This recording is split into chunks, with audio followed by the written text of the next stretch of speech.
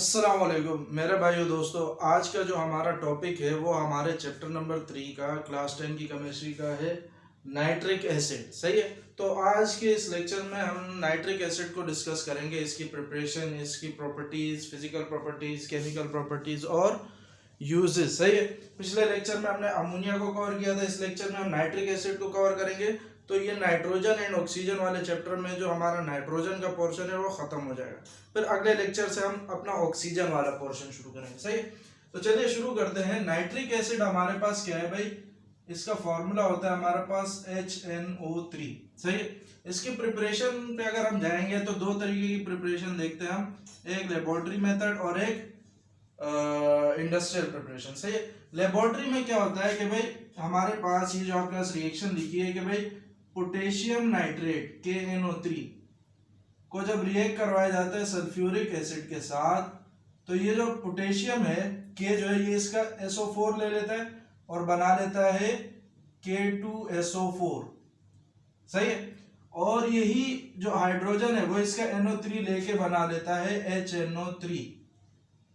सही है। ये रिएक्शन यहाँ पे लिखी है। सही है। तो पोटेशियम नाइट्रेट सल्फ्यूरिक एसिड के साथ जब हीट किया जाता है तो ये बना लेता है पोटेशियम सल्फेट और नाइट्रिक एसिड। सही है। ये थी इसकी लेबोरेटरी प्रिपरेशन। लेबोरेटरी में कुछ इस तरीके से इसको तैयार किया जाता है, लेकिन इंडस्ट्रियल प्रिपरेशन कुछ इस तरीके से होती है। अच्छा, इंडस्ट्रियल प्रिपरेशन और लेबोरेटरी प्रिपरेशन में फर्क क्या होता है? फर्क ये होता है कि भाई इंडस्ट्री में हम लार्ज स्केल पे, बड़े पैमाने पे एक चीज को बनाते हैं और लेबोरेटरी में हम थोड़ी सी मिकदार में बनाते हैं। सही है। तो ये जो लेबोरेटरी वाला जो मेथड होता है ये थोड़ा सा एक्सपेंसिव होता है, लेकिन हमें जो कि थोड़ा सा चाहिए होता है इसीलिए हम उसको ध्यान नहीं देते। लेकिन इंडस्ट्री में भी अगर हम एक्सपेंसिव मेथड इस्तेमाल करेंगे, महंगा वाला मेथड इस्तेमाल करेंगे, तो फिर हमारा जो खर्चा है वो ज्यादा बढ़ जाएगा, तो प्रोडक्ट ज्यादा महंगी बेचनी पड़ जाएगी। सही है। तो इसीलिए इंडस्ट्री के लिए ऐसा मेथड ढूंढना पड़ता है कि जिसमें खर्चा कम से कम हो, ताकि हमारा जो प्रोडक्ट है वो भी सस्ता बिके, ताकि हर कोई इसको लेने के काबिल हो। सही है। अच्छा भाई, नाइट्रिक एसिड को इंडस्ट्री में बनाया जाता है बाय ऑस्ट्रल मेथड। सही है। जैसे अमोनिया को बनाया जाता था हेबर-बोश प्रोसेस से, इसको नाइट्रिक एसिड को बनाया जाता है ऑस्ट्रल प्रोसेस के थ्रू। सही है। ऑस्ट्रल प्रोसेस में 3 स्टेप है हमारे पास। कितने स्टेप है भाई? टोटल 3 स्टेप है। पहले स्टेप में हम ऑक्सीडेशन ऑफ अमोनिया करते हैं, दूसरे स्टेप में हम ऑक्सीडेशन ऑफ नाइट्रिक ऑक्साइड, तीसरे स्टेप में फॉर्मेशन ऑफ अमोनिया। सही है। मैं जरा इसको यहां पे समझा देता हूं कि भाई, इसको मैं मिटा रहा हूं। पहले स्टेप में हम करते क्या है कि भाई ऑक्सीडेशन ऑफ अमोनिया, अमोनिया जो है इसको ऑक्सीडाइज करते हैं। ऑक्सीडाइज मतलब इसमें ऑक्सीजन की एडिशन करवाते हैं। तो जब हम इसमें ऑक्सीजन की एडिशन करवाते हैं तो होता कुछ यूं है कि हमारे पास बनता है नाइट्रिक ऑक्साइड और साथ में स्टीम बनता है। स्टीम यानी H2। जो रिएक्शन यहाँ पे लिखा हुआ है इसको हम कराते हैं प्लैटिनम कैटलिस्ट की मौजूदगी में 600 डिग्री सी के टेम्परेचर पे। सही है। यहाँ लिखा हुआ है कि भाई जब अमोनिया 4 मोल अमोनिया के 5 मोल ऑक्सीजन के साथ जब रिएक्ट करेगा तो 4 मोल नाइट्रिक ऑक्साइड और 6 मोल वाटर बनेगा। सही है, स्टीम। यहाँ पे हमने लिखा हुआ है कि भाई in this step ammonia is allowed to react with excess of oxygen to produce NO gas and steam. सही है, in presence of platinum catalyst PT at 600 degree C. और ये जो सारा काम हो रहा होता है उस चेंबर का नाम होता है कैटालिटिक चेंबर या फिर कन्वर्टर। सही है। अच्छा भाई, ये जब रिएक्शन होता है तो बहुत सारी हीट भी इवॉल्व होती है, बहुत सारी हीट रिलीज होती है। जब हीट रिलीज होती है तो उसको हम कहते हैं यहाँ पर हमारे पास हो रहा है एक्सोथर्मिक रिएक्शन। कौन सा रिएक्शन? Exothermic reaction. चूंकि ये रिएक्शन हमारे पास एक्सोथर्मिक है यानी हीट ज्यादा इवॉल्व हो रही होगी, टेम्परेचर हाई होगा, तो हम ये जो नाइट्रिक ऑक्साइड गैस होता है इसको हम ठंडा कराने के लिए कूलर्स से पास कराते हैं। इसको कूलर्स, जहां पे इसका टेम्परेचर कम करा के 150 डिग्री सी तक लाया जाता है। सही है। अच्छा भाई, दूसरे स्टेप में करते क्या है, ये जो नाइट्रिक ऑक्साइड गैस बनी हमारे पास इसको ऑक्सीडाइज करा दिया जाता है, यानी इसकी फिर से ऑक्सीजन के साथ रिएक्शन कराई जाती है। जब हम इसकी फिर से ऑक्सीजन के साथ रिएक्शन कराते हैं तो नाइट्रिक ऑक्साइड को जब मजीद ऑक्सीजन के साथ रिएक्शन कराते हैं तो ये हमारे पास जो प्रोडक्ट देता है वो होता है नाइट्रोजन डाइऑक्साइड या NO2 गैस। सही है। तो ये हमारे पास होता है कि भाई जब हम NO को अलाउ करते हैं किसके साथ रिएक्ट करने के लिए? ऑक्सीजन के साथ ऑक्सीडेशन चेंबर में, तो ये हमारे पास बना देता है NO2 गैस। सही है। अच्छा भाई, तो ऑक्सीडेशन ऑफ NO हो गया, NO ऑक्सीडेशन ऑफ NO यानी ऑक्सीडेशन ऑफ नाइट्रिक एसिड में क्या किया भाई, नाइट्रिक एसिड को मजीद ऑक्सीजन के साथ रिएक्ट करवाया तो ये क्या बना हमारे पास, नाइट्रोजन डाइऑक्साइड, या फिर उसको हम नाइट्रोजन परऑक्साइड भी कहते हैं। सही, यही जो नाइट्रोजन परऑक्साइड हमारे पास बनता है इसको हम फिर वाटर में डिसॉल्व कराते हैं। अच्छा, ये जो काम हो रहा होता है ये ऑक्सीडेशन चेंबर में होता है। सही है, तो टोटल 3 चेंबर का यहाँ पे जिक्र है, एक कैटालिटिक चेंबर, एक ऑक्सीडेशन चेंबर और एक यहाँ पे हमारे पास एब्जॉर्प्शन चेंबर। सही है, ये जो नाइट्रोजन डाइऑक्साइड या फिर नाइट्रोजन परऑक्साइड जो हमारे पास बना है इसको हम फिर कराते हैं, डिसॉल्व कराते हैं वाटर में, यानी वाटर के साथ इसकी रिएक्शन कराते हैं। जब इसकी रिएक्शन कराई जाती है वाटर के साथ, NO2 की रिएक्शन कराई जाती है वाटर के साथ, तो ये हमारे पास बनाता है HNO3 और साथ में नाइट्रिक ऑक्साइड गैस भी बना देता है। सही है, यहाँ पे रिएक्शन लिखा है, NO2 को जब H2O के साथ रिएक्ट कराया गया तो नाइट्रिक ऑक्साइड बना, नाइट्रिक एसिड बना और साथ में नाइट्रिक ऑक्साइड गैस बना। सही है, चूंकि ये नाइट्रिक ऑक्साइड गैस की हमें जरूरत होती है किसमें, दोबारा नाइट्रिक एसिड बनाने में। ये देखो ना, नाइट्रिक ऑक्साइड को जब ऑक्सीडाइज किया जाता है तो नाइट्रोजन डाइऑक्साइड और फिर नाइट्रोजन डाइऑक्साइड से फिर नाइट्रिक एसिड। सही है, तो इस नाइट्रिक ऑक्साइड को दोबारा रिसाइकल करा दिया जाता है मजीद नाइट्रिक एसिड बनाने के लिए। सही, यहाँ पे लिखा हुआ है, in this step the NO2 is dissolved in water to produce nitric acid liberating NO gas. सही है, साथ में NO गैस भी लिबरेट हो रही होती है इन एब्जॉर्प्शन चेंबर। जो ये NO गैस है ये प्रोड्यूस जो होती है इसको रिसाइकल करा दिया जाता है टू प्रोड्यूस मोर HNO3। सही है, अब यहाँ पे जो हमारे पास नाइट्रिक एसिड तो बन गया, लेकिन ये जो नाइट्रिक एसिड होता है ये कंसंट्रेटेड होता है 68%। सही, इसको मजीद कंसंट्रेटेड यानी इसके असर को ज्यादा तेज करने के लिए हम इसको पास कराते हैं कंसंट्रेटेड H2SO4 से। सही, जहां पे इसकी कंसंट्रेशन बन जाती है 98%। नाइट्रिक एसिड जब प्रोड्यूस होता है तो इसकी कंसंट्रेशन होती है 68%।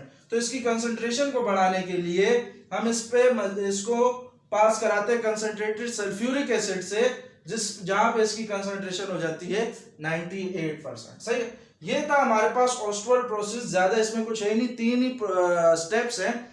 अगर स्टेप्स ही याद हो जाए तो आसान हो जाएगा हमारे लिए। पहले में क्या है, ऑक्सीडेशन ऑफ अमोनिया, अमोनिया को ऑक्सीजन के साथ रिएक्ट करवाना है। दूसरे में नाइट्रिक ऑक्साइड को ऑक्सीजन के साथ रिएक्ट करवाना है। फिर उसका जो बनता है नाइट्रोजन डाइऑक्साइड, नाइट्रोजन परऑक्साइड, उसको फिर रिएक्ट करवाते हैं वाटर से तो हमारे पास अमोनिया बन जाता है। सही है, अब जरा आते हैं इसकी फिजिकल प्रॉपर्टीज में। तो फिजिकल प्रॉपर्टीज में इसके ये है कि एक तो ये कलरलेस लिक्विड है, दूसरा इसकी स्मेल जो है शार्प, तेज और चोक कर देने वाली स्मेल होती है। सही है, इसकी दूसरा इसका बॉइलिंग पॉइंट होता है भाई 83 डिग्री सी BP यानी बॉइलिंग पॉइंट, और फ्रीजिंग पॉइंट यहाँ जिसपे ये जम जाएगा वो होता है -41.6 डिग्री सी। सही है, इसकी डेंसिटी हमारे पास होती है 1.52 ग्राम पर centimetre cube. It is miscible in water, miscible in water यानी ये कंप्लीटली सोल्यूबल होता है वाटर में, यानी वाटर में डिसॉल्व हो सकता है। अच्छा, ये एक बहुत ही अनस्टेबल कंपाउंड होता है, अनस्टेबल एसिड होता है कि अगर इसको सनलाइट में छोड़ दिया जाए या फिर इसको थोड़ा सा हीट कर दिया जाए तो ये डिकम्पोज हो जाता है, टूट जाता है। सही है, और जब ये टूटता है तो किस चीज में टूटता है, नाइट्रोजन डाइऑक्साइड, ऑक्सीजन और साथ में H2O में टूट जाता है। सही है, तो ये था हमारे पास ऑस्टवर्ड प्रोसेस और साथ में नाइट्रिक एसिड की फिजिकल प्रॉपर्टीज। अब जरा आते हैं इसकी केमिकल प्रॉपर्टीज पे। अच्छा भाई, केमिकल प्रॉपर्टीज हमने देखनी है नाइट्रिक एसिड की। तो नाइट्रिक एसिड की केमिकल प्रॉपर्टीज में आज हम इसके बढ़िया बढ़िया से रिएक्शन करेंगे। सही है, तो पहली जो देखनी है वो ये देखनी है कि भाई एज एन एसिड ये क्या करता है, तो ये एक मोनोबेसिक एसिड होता है। मोनोबेसिक एसिड ये होता है कि भाई ये एक H+ आयन रिलीज कर सकता है।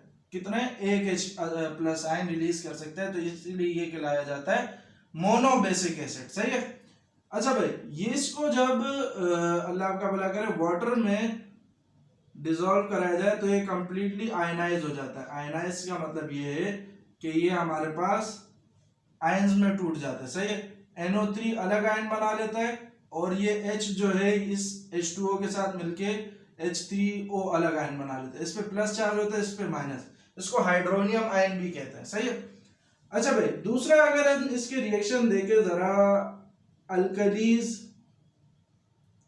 यानी बेसिस, मेटल ऑक्साइड,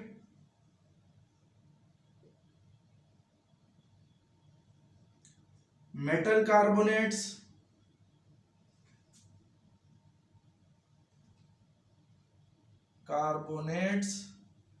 और कुछ मेटल्स, कुछ एक दो मेटल्स हैं। इन सब के साथ अगर हम इसकी रिएक्शन देखें तो इन सब के साथ रिएक्शन करने पे ये हमें नाइट्रेट के सॉल्ट्स देता है। नाइट्रेट्स या सॉल्ट्स यानी ऐसे सॉल्ट जिसमें हमारे पास NO3 ग्रुप मौजूद होगा। अब जरा देख लेते हैं कि भाई कुछ अल्कलीज को ले लेते हैं, जैसे कि सोडियम हाइड्रोक्साइड।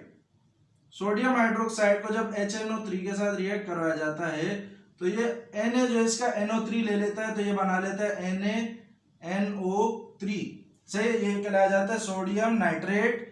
और ये H और ये OH ये आपस में मिलके बना लेते हैं वाटर। सही है। इसी तरीके से एक दूसरा बेस देख लेते हैं, पोटेशियम हाइड्रोक्साइड। इसको जब नाइट्रिक एसिड के साथ रिएक्ट कराया जाए तो ये हमारे पास बनाता है पोटेशियम नाइट्रेट, और ये H और ये OH बना लेते हैं आपस में वाटर, H2O। सही है। इस तरीके से कुछ मेटल के ऑक्साइड्स देख लेते हैं, जैसे कैल्शियम ऑक्साइड को जब HNO3 के साथ रिएक्ट करवाया जाएगा तो कैल्शियम इसका ले लेगा NO3, लेकिन NO3 के नीचे 2 भी आएगा क्योंकि इस पे +2 चार्ज होता है, इस पे -1, तो वैलेंसी इंटरचेंज होगी। सही है। तो 1 इधर 2 इधर, और साथ में वाटर बनाएगा। रिएक्शन को बैलेंस करने के लिए हम यहाँ पे 2 लगा देंगे। सही है। 2 NO3 ग्रुप लिया तो यहाँ पे 2 NO3 और 2H बैलेंस है। सही है। इसी तरीके से हमारे पास, अल्लाह आपका भला करे, लेड ऑक्साइड, ये भी एक मेटल का ऑक्साइड है, तो इसके साथ भी इसी तरीके का रिएक्शन होगा। 2HNO3 lead nitrate plus H2O। सही है। ये रिएक्शन बिल्कुल कैल्शियम ऑक्साइड वाले से। अब आते हैं मेटल कार्बोनेट्स पे। तो मेटल कार्बोनेट्स में पहले देख लेते हैं कैल्शियम कार्बोनेट का रिएक्शन। कैल्शियम कार्बोनेट जब HNO3 के साथ रिएक्शन कराता है तो ये बना लेता है पहले तो कैल्शियम का नाइट्रेट, दूसरा साथ में कार्बन डाइऑक्साइड गैस भी रिलीज करता है, और साथ में वाटर भी बनाता है। सही है। तो अगर इस रिएक्शन को बैलेंस किया जाए तो ये कुछ इस तरीके से बैलेंस होगी कि यहाँ पे हम सिर्फ 2 लगा देंगे, बाकी सारा बैलेंस है। सही है। अच्छा भाई, अगला जो रिएक्शन है हमारे पास वो है सोडियम बाइकार्बोनेट का HNO3 के साथ। तो ये हमारे पास बना लेता है sodium nitrate NaNO3 plus carbon dioxide plus water. सही है। तो वाटर सब में रिलीज होगा। लेकिन जो मेटल है, कुछ मेटल जैसे मैंने आपको बताया एक दो मेटल्स है, उनके केसेस में क्या होता है, जैसे कि एक हमारे पास है मैग्नीशियम। मैग्नीशियम को आप जब HNO3 के साथ रिएक्ट कराएंगे तो यहाँ आपके पास बनाएगा मैग्नीशियम का नाइट्रेट, लेकिन हाइड्रोजन गैस को रिलीज करेगा। यहाँ पे 2 लगा देते हैं। सही है। इसी तरीके से मैंगनीज को अगर देख ले तो वो भी इसी तरीके से रिएक्शन करेगा, और मैंगनीज नाइट्रेट प्लस हाइड्रोजन का गैस। सही है। ये था हमारा एज एन एसिड के रिएक्शन। सही है। ज्यादा कुछ मुश्किल नहीं है, तो 3 बार प्रैक्टिस करोगे तो आसान हो जाएगा, समझ आ ही जाएंगे। सही है। अब आते हैं भाई एज एन ऑक्सीडाइजिंग एजेंट। सही है। HNO3 एक स्ट्रॉन्ग ऑक्सीडाइजिंग एजेंट है क्योंकि इसमें ये जो नाइट्रोजन होता है इसकी ऑक्सीडेशन स्टेट होती है +5। सही है। अब ये +5 से आगे जाता नहीं है, ये नीचे आता रहता है। सही है। यानी ये एक ऑक्सीडाइजिंग एजेंट है, तो मतलब खुद को रिड्यूस करेगा। खुद को रिड्यूस करने का मतलब ये कि अपना ऑक्सीडेशन नंबर कम करता रहेगा। सही है। तो ये अपना ऑक्सीडेशन नंबर कम करता रहता है हर रिएक्शन में। सही है।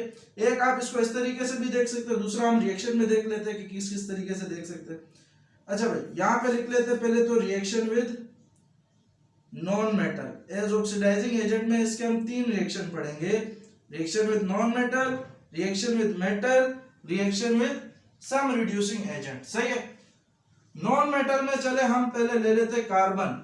कार्बन को जब हम HNO3 के साथ रिएक्ट करवाएंगे तो ये हमारे पास क्या बनाएगा, यहाँ हमारे पास बनेगा carbon dioxide gas plus NO2 plus water.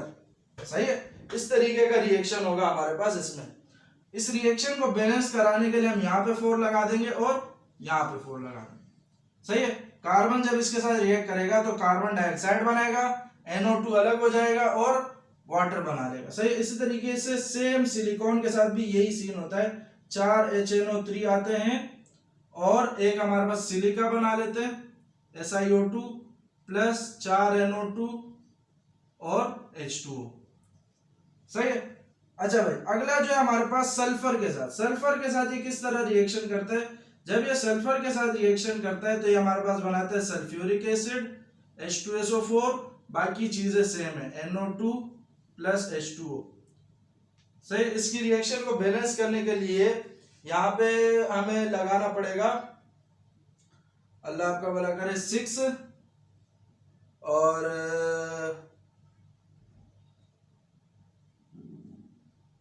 यहाँ 6 लगाया तो यहाँ 6 और यहाँ 2। सही है, इस रिएक्शन को बैलेंस करने के लिए।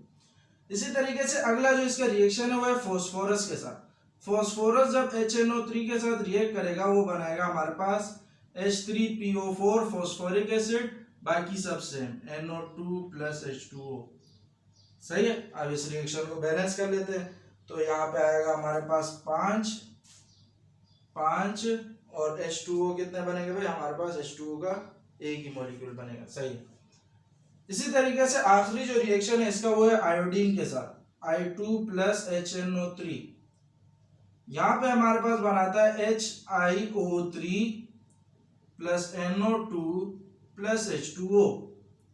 NO2 और H2O सब में बनेगा, लेकिन जो हमारे पास एसिड है ना वो सिर्फ चेंज होते रहेंगे। यहाँ पे हम 10 मॉलिक्यूल इस्तेमाल करते हैं इसके, तो 2 ये बनते हैं और यहाँ पे 10 लगेगा और यहाँ 4 वाटर के मॉलिक्यूल। सही, ये तो था reaction with non metal, metal नहीं है सॉरी, ये नॉन मेटल है।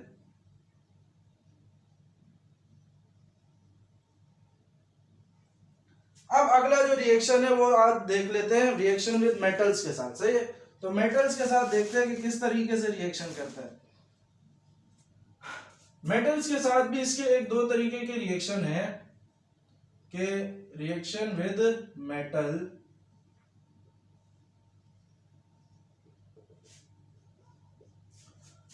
इसमें हम ले लेते हैं पहले कॉपर। सही है, कॉपर को HNO3 के साथ रिएक्ट करवा लेते हैं। कॉपर HNO3 के साथ दो तरीके से रिएक्ट करता है। अब वो दो तरीके क्या है कि भाई अगर हमारे पास कॉपर कह रहा हूं नाइट्रिक एसिड कंसंट्रेटेड है या फिर नाइट्रिक एसिड डाइल्यूट है। सही है, तो दोनों तरह में अलग अलग प्रोडक्ट बनेंगे। एक प्रोडक्ट तो दोनों का सेम ही बनेगा कि भाई कॉपर ले लेगा इसका NO3 और बना लेगा CuNO3 ट्वाइस। सही है, लेकिन साथ में हमारे पास बनेगा NO2 प्लस H2O। सही है, लेकिन जब डाइल्यूट के साथ रिएक्शन करेगा तो डाइल्यूट के साथ रिएक्शन इसी तरह करेगा, लेकिन जो हमारे पास नाइट्रोजन पर ऑक्साइड है वो यहाँ पे नाइट्रोजन पर ऑक्साइड नहीं बनेगा बल्कि नाइट्रिक ऑक्साइड बनेगा और साथ में वाटर रिलीज करेगा। सही है, ये था हमारे पास इस दो तरीके से रिएक्शन। इसी तरीके से अच्छा इसको बैलेंस कर लेते हैं पहले। बैलेंस कुछ यूं होगा ये कि भाई 4, तो यहाँ पे भी 4 और वाटर हमारे पास 2। हाँ, वाटर हमारे पास 2 बनेंगे। सही है। अच्छा भाई, लेकिन ये जो चीज है कॉपर वाली, इसको भी बैलेंस कर लेते हैं। यहाँ पे लगेगा 8, 3, यहाँ पे भी 3 लग गया और 2 और 4, 2 और 4। सही है, बैलेंसिंग में जरा देख के लिख रहा हूं क्योंकि आगे पर टाइम वेस्ट हो जाएगा इतनी बड़ी बड़ी बैलेंसिंग करने में, वीडियो जरा लंबी हो जाएगी। अच्छा, दूसरा इसका मेटल देख लेते हैं लेड। लेड के साथ भी इसी तरीके से दो तरीके से रिएक्शन करता है। अगर नाइट्रिक एसिड कंसंट्रेटेड है और अगर नाइट्रिक एसिड डाइल्यूट है। Nitric acid concentrated, nitric acid dilute. सही है। अच्छा, हमने ये तो देखा ही नहीं कि इसमें ऑक्सीडाइजिंग एजेंट के तौर पे किस तरह इस्तेमाल हो रहा है।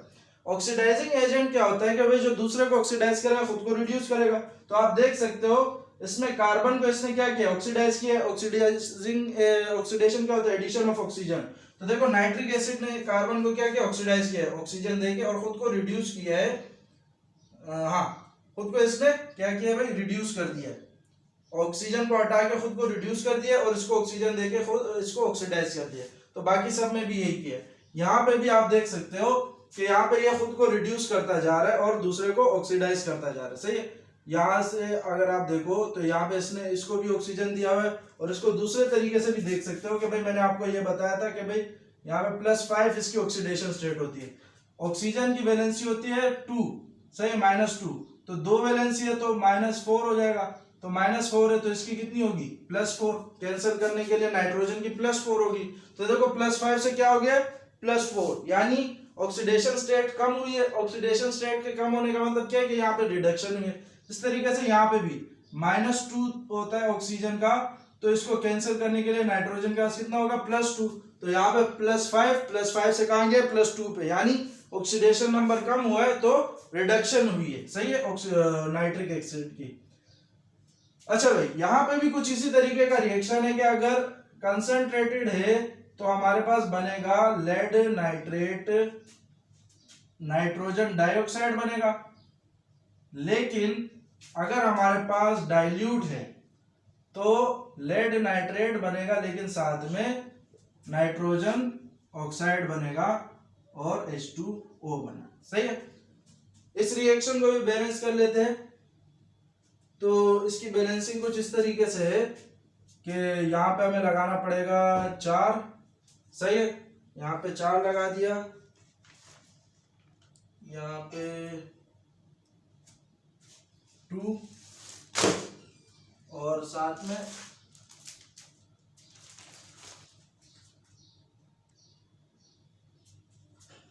अच्छा भाई, तो लेड और कॉपर के जो बैलेंसिंग है वो बिल्कुल सेम है। अब अगला हम देखेंगे जिंक के साथ। सही है। जिंक के साथ अगर नाइट्रिक एसिड जो है वो कंसंट्रेटेड है तो बिल्कुल ऊपर वाले की तरह ही रिएक्शन होगा। जिंक नाइट्रेट, यहाँ पे 2 लगा दो, और साथ में नाइट्रोजन डाइऑक्साइड और वाटर बनेगा। सही है। इसको भी बैलेंस कर देते। इसकी बैलेंसिंग भी तकरीबन हाँ सेम ही है। सही है। जिस तरीके से ये कंसंट्रेटेड वाली बैलेंसिंग है, यहाँ पे 4, यहाँ पे 2, यहाँ पे 2। सही है। सॉरी, यहाँ पे 4 नाइट्रोजन है ना, तो 4। लेकिन अगर हमारे पास जिंक रिएक्ट करेगा डाइल्यूट नाइट्रिक एसिड के साथ, कौन से, डाइल्यूट, तो यहाँ पे हमारे पास जो बनेगा ये तो बनेगा ही बनेगा जिंक नाइट्रेट। इसमें थोड़ी सी कहानी अलग होती है। यहाँ पे नाइट्रोजन ऑक्साइड के बजाय अमोनियम नाइट्रेट बनता है हमारे पास, प्लस H2O। सही है। अमोनियम नाइट्रेट बनता है और H2O बनता है। इसको भी बैलेंस कर लेते हैं। यहाँ पे हमारे पास 10 मोल लगेंगे इसके, 4 और 3। सही है। यहाँ पे 4 और यहाँ पे 3। सही है। ये था हमारे पास एसिड के साथ मेटल्स के साथ इसके रिएक्शन थे एज एन ऑक्सीडाइजिंग एजेंट। अब जरा हम देखते हैं reaction with some reducing agents.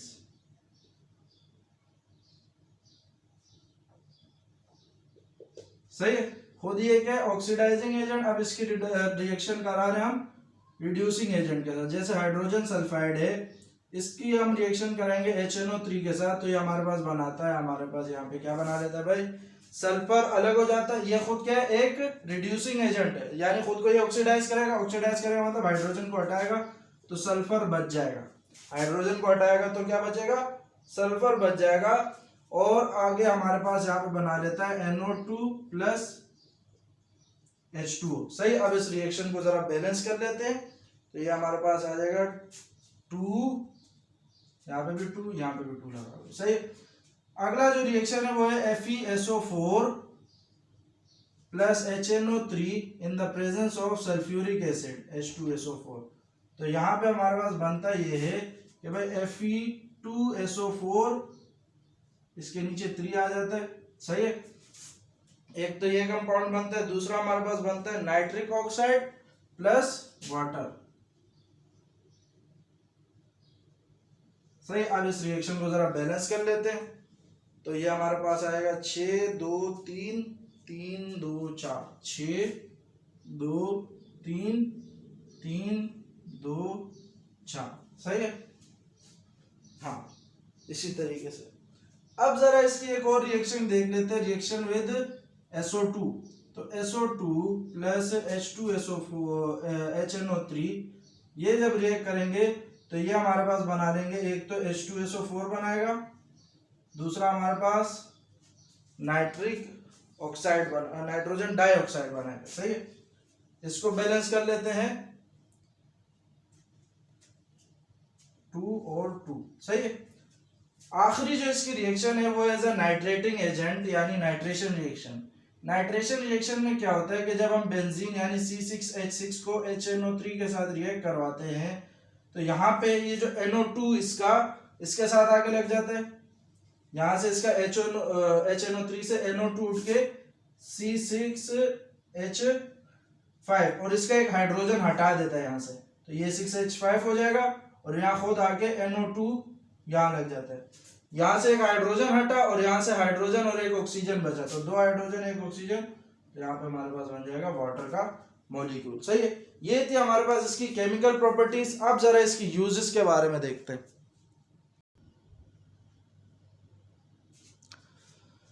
अच्छा भाई, अब जरा आखिरी चीज इसकी देख लेते हैं, नाइट्रिक एसिड की इसके यूजेस, सही है। यूजेस और इसके एक इंपॉर्टेंट टॉपिक है एक्वा रिजिया, जो कि बहुत बार आता है एग्जाम में, सही है। अच्छा भाई, यूजेस में क्या, it is used in the manufacture of fertiliser, fertiliser के बनाने में इस्तेमाल किया जाता है, जैसे कि अमोनियम नाइट्रेट हो गया, sodium nitrate, potassium nitrate, fertiliser खाद। It is used in the manufacture of dyes, dyes वो चीज होती है जिससे कलर जो कलर देता है, यानी जिससे कलर किया जाता है।